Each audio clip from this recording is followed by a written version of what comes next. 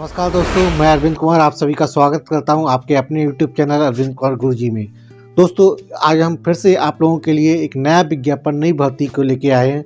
ठीक है, ये विज्ञापन थोड़ा खास होने वाला है, खास तौर से बीटेक करने हुए वाले छात्रों के लिए। ठीक है, आज हम बात करने जा रहे हैं कि इंडियन पोस्टल पेमेंट बैंक के द्वारा जो रिक्रूटमेंट आया है उसके बारे में। इसमें एक खास बात है, कोई रिटन एग्जाम नहीं है, सीधी भर्ती है, डायरेक्ट इंटरव्यू बेस है। ठीक है दोस्तों, जैसा कि आप सभी लोग जानते होंगे, पोस्ट ऑफिस के द्वारा बैंकिंग सेवाओं की भी शुरुआत कर दी गई है। तो उसी के प्रोजेक्ट के तहत इंडियन पोस्टल पेमेंट बैंक की जो स्थापना की गई थी, तो उसमें ही वैकेंसियों की निकली हैं। इन वैकेंसियों के बारे में सबसे पहले इसके इम्पॉर्टेंट डेट्स के बारे में जान लेते हैं। तो इम्पॉर्टेंट डेट है, देखिए, इसके आवेदन शुरू हो चुके हैं, ऑनलाइन एप्लीकेशन स्टार्ट हो चुके हैं। डेट जो है 21 दिसंबर 2024 से फार्म भरे जा रहे हैं। लास्ट डेट की बात करें तो 10 जनवरी 2025 तक इसके फार्म भरे जाएंगे। ठीक है, फीस की बात करें तो जनरल OBC EWS कैटेगरी के लिए 750 रुपये रखी गई है। ठीक है, वहीं SC ST कैटेगरी के लिए 150 यानी 150 रुपये फीस रखी गई फॉर्म भरने की। एग्जाम डेट की बात करें तो इसमें कोई भी रिटन एग्जाम नहीं होने वाला, ये सीधे डायरेक्ट इंटरव्यू बेस्ड एग्जाम है। यानी कि आपको फॉर्म भरना है, एक इंटरव्यू की डेट आएगी, उस डेट पे आपको इंटरव्यू देना है और सीधे सिलेक्शन पाना है। हो सकता है अगर लोगों की संख्या ज़्यादा हो जाए आवेदन करने वालों, तो मे पॉसिबल कि एक GD या ग्रुप डिस्कशन करा लिया जाए। अदरवाइज मोस्ट प्रोबेबिलिटी यही है कि इनका जो है सीधे डायरेक्ट इंटरव्यू बेस होगा आपका। ठीक है, पोस्ट जो निकली हैं, junior management grade scale as a assistant manager के रूप में आपको नियुक्ति मिलेगी। ठीक है, एज की बात करें तो 20 से 30 साल के लोग इसमें आवेदन कर सकते हैं।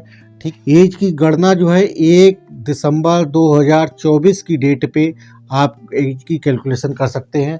मिनिमम 20 साल और मैक्सिमम 30 साल होनी चाहिए। ठीक है, क्वालिफिकेशन की बात करें तो ऐसे लोग जिन्होंने BE या BTech कर रखा है, इन कंप्यूटर साइंस में कर रखा है, या IT या इंफॉर्मेशन टेक्नोलॉजी में कर रखा है, या कंप्यूटर एप्लीकेशन के साथ कर रखा है, या इलेक्ट्रॉनिक एंड कम्युनिकेशन के साथ कर रखा है, या इलेक्ट्रॉनिक्स एंड टेलीकम्युनिकेशन के साथ, या इलेक्ट्रॉनिक्स एंड इंस्ट्रूमेंटेशन के साथ कर रखा है। तो ऐसे लोग जो हैं इसके लिए आवेदन कर सकते हैं। या फिर किसी ने पोस्ट ग्रेजुएशन कर रखा है इन्हीं सारी ट्रेड में, कंप्यूटर साइंस में, IT में, कंप्यूटर एप्लीकेशन में, नहीं MCA वगैरह कर रखा है आपने, या इलेक्ट्रॉनिक्स एंड कम्युनिकेशन में PG कर रखा है, इलेक्ट्रॉनिक एंड टेलीकम्युनिकेशन में PG कर रखा है, या इलेक्ट्रॉनिक्स एंड इंस्ट्रूमेंटेशन में आपने PG कर रखा है, तो भी आप इसके लिए एलिजिबल हैं। एक्सपीरियंस की बात करें तो इसके लिए कोई एक्सपीरियंस की बात करें टोटल तो वैकेंसियों की संख्या इसमें 54 होने वाली। सैलरी पैकेज की बात करें तो 16,84,000 रुपये साल का आपका सैलरी पैकेज होने वाला है। यानी कि एक पर मंथ की बात करें तो 1,40,000 रुपये समथिंग के आसपास इसका पैकेज होने वाला है आपका। इसके बाद बात करते हैं middle management grade scale second की। ठीक है, इसकी पोस्ट निकली है, जो आपको पद मिलेगा एज ए अपॉइंट होने का मैनेजर IT पेमेंट सिस्टम की निकली हुई है। ठीक है, manager IT infrastructure network and cloud में निकली हुई है, manager IT enterprises data warehouse में निकली हुई है। ठीक है, तो ये सारी पोस्ट जो है मिडिल मैनेजमेंट ग्रेड स्केल 2 की निकली हुई है। ठीक है, इसके एज की बात करें तो 23 से 35 ईयर्स होनी चाहिए, मिनिमम 23 ईयर, मैक्सिमम 35 ईयर होनी चाहिए। योग्यता की बात करें तो वही BTech कंप्यूटर साइंस में, या IT में, या कंप्यूटर एप्लीकेशंस में कर रखा है, ये इलेक्ट्रॉनिक्स एंड कम्युनिकेशन में कर रखा है, इलेक्ट्रॉनिक एंड टेलीकम्युनिकेशन में कर रखा है, ये इलेक्ट्रॉनिक्स एंड इंस्ट्रूमेंटेशन में कर रखा है, तो वो लोग इसके लिए आवेदन कर सकते हैं। अगर किसी ने पोस्ट ग्रेजुएशन इन्हीं ट्रेड्स में कर रखा है तो वो लोग भी इसके लिए एलिजिबल हैं। इसमें देखिए, क्योंकि ये ग्रेड 2 की है तो इसके एक्सपीरियंस मांगा गया है, 3 साल का मिनिमम एक्सपीरियंस चाहिए। ठीक है, इसमें जो वैकेंसियों की संख्या की बात करें तो टोटल वैकेंसियों की संख्या है 4। पैकेज होने वाला है 21,25,000 रुपये का, यानी सालाना जो पैकेज आपका 21,25,000 रुपये का पैकेज होगा। पर मंथ की बात करें तो 1,77,000 के आसपास करीब करीब इसका पैकेज बनेगा आपका, पर मंथ के हिसाब से देखा जाए। ठीक है, अब इसके बाद वैकेंसी निकली है मिडिल मैनेजमेंट ग्रेड स्केल 3। ठीक है, इसे सीनियर मैनेजर्स के लिए पोस्ट है, senior manager IT payment system, senior manager IT infrastructure network में। इसके बाद senior manager IT vendor outsourcing contract management के लिए जो वैकेंसी इसमें निकली है। इसकी जो एज की बात करें तो मिनिमम 26 साल होनी चाहिए, मैक्सिमम 35 साल होनी चाहिए। क्वालिफिकेशन वही आपकी BTech in IT computer science, electronic and communication, electronics and telecommunication, electronic and instrumentation के साथ ग्रेजुएशन या पोस्ट ग्रेजुएशन कर रखा है तो वो लोग इसके लिए आवेदन कर सकते हैं। सैलरी की बात करें तो इसमें 27,11,000 का पैकेज होने वाला सालाना, यानी पर मंथ आपका करीब मोटा 2,25,000 रुपये पर मंथ के हिसाब से सैलरी होने वाली है। एक्सपीरियंस की बात करें तो मिनिमम 6 साल का एक्सपीरियंस चाहिए इसमें, ठीक है। पोस्ट की बात करें, नंबर ऑफ वैकेंसी की बात करें तो टोटल वैकेंसी इसमें 3 वैकेंसी हैं, ठीक है, 3 वैकेंसी हैं टोटल। इसके बाद बात करते हैं इंफॉर्मेशन सिक्योरिटी। ये साइबर सिक्योरिटी डिपार्टमेंट के अंतर्गत साइबर सिक्योरिटी एक्सपर्ट की वैकेंसी है, ठीक है। ये वैकेंसी जो है कॉन्ट्रैक्ट बेस पे है, ठीक है। बाकी सारी वैकेंसियां जो हैं जितनी भी हैं हमने बताई, बाकी जितनी भी वैकेंसियां हमने बताई वो सारी रेगुलर इवेंट की वैकेंसी है, यानी परमानेंट पोजीशन की हैं, ठीक है, रेगुलर, ठीक है। और जो लास्ट हम बता रहे हैं इंफॉर्मेशन सिक्योरिटी यानी साइबर सिक्योरिटी एक्सपर्ट की, इसके अंतर्गत जो वैकेंसी है ये कॉन्ट्रैक्ट बेसिस पे है। इसमें मिनिमम एज का कोई क्राइटेरिया नहीं दे रखा है, बट मैक्सिमम एज का दे रखा है 50 साल मैक्सिमम एज होनी चाहिए, इससे ज़्यादा की एज के लोग एलिजिबल नहीं है। वैकेंसियों की बात करें तो टोटल 7 वैकेंसी चाहिए। इस बेसिकली एक्सपीरियंस की बात करें तो इसमें 6 साल का एक्सपीरियंस चाहिए साइबर सिक्योरिटी में, ठीक है।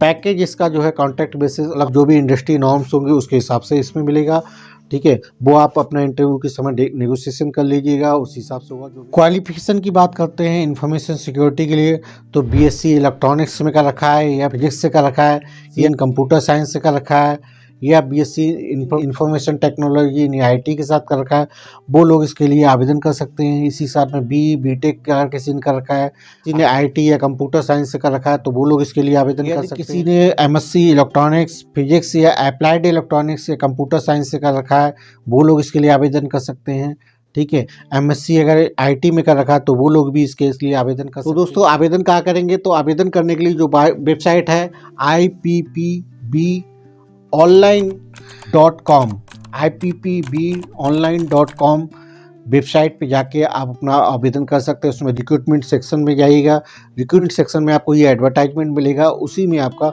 ऑनलाइन एप्लीकेशन का लिंक दे रखा होगा, उस लिंक पे आप क्लिक करेंगे आपको आवेदन फॉर्म खुल जाएगा, वहाँ से अपना आवेदन कर सकते हैं, ठीक है दोस्तों।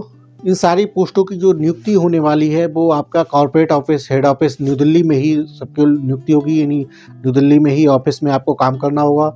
जहाँ तक बात करते हैं सर्विस बॉन्ड, तो 2 लाख रुपए का इसका सर्विस बॉन्ड है अगर आप 3 साल से पहले छोड़ते हैं, ठीक है। तो 2 लाख कोई बहुत बड़ा अमाउंट नहीं है। आप देखें कि मिनिमम पैकेज ही आप देखिए करीब 1.5 लाख रुपए पर मंथ के हिसाब से।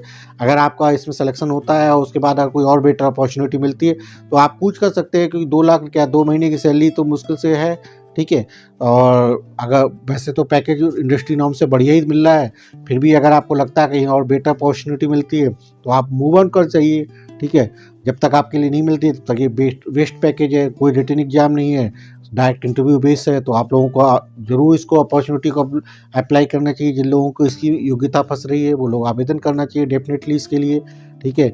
जिन लोगों को रिटन एग्जाम की तैयारी नहीं कर पाते हैं, डायरेक्ट इंटरव्यू बेस करना चाहते हैं, बहुत अच्छी लिए उनके लिए। जहाँ तक बात करते हैं दोस्तों रिजर्वेशन कैटेगरी वाले लोगों के लिए, यानी ऐसे लोग जो ओबीसी कैटेगरी में आते हैं, SC ST या हैंडीकैप्ड कैटेगरी में आते हैं, तो उन लोगों को मैक्सिमम एज में जो है नियमानुसार छूट मिलेगी। ओबीसी वालों को 3 साल की छूट, SC ST वालों को 5 साल की मैक्सिमम छूट मिलेगी मैक्सिमम एज में, और हैंडीकैप्ड वालों के लिए मैक्सिमम एज में 10 साल की छूट मिलेगी, ठीक है दोस्तों। तो आज था ये आज के बारे advertisement Indian postal bank payment bank के बारे में, ठीक है। हम लोगों ने विस्तार से इसके बारे में जाना। फिर भी अगर कहीं पे कोई डाउट रह गया हो तो आप लोग कमेंट कर लीजिएगा।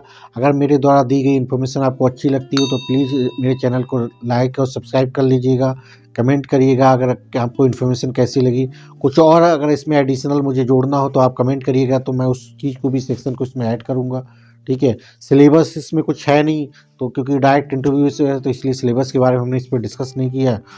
पेपर पैटर्न इसमें कुछ होना नहीं, तो पेपर पैटर्न के बारे में इसीलिए हमने डिस्कस नहीं किया, ठीक है दोस्तों। फिर मिलेंगे आपसे नेक्स्ट वीडियो में किसी नई विज्ञापन, नई भर्ती के साथ। तब तक लोग अपना ख्याल रखिए, ध्यान, बाय बाय, थैंक यू।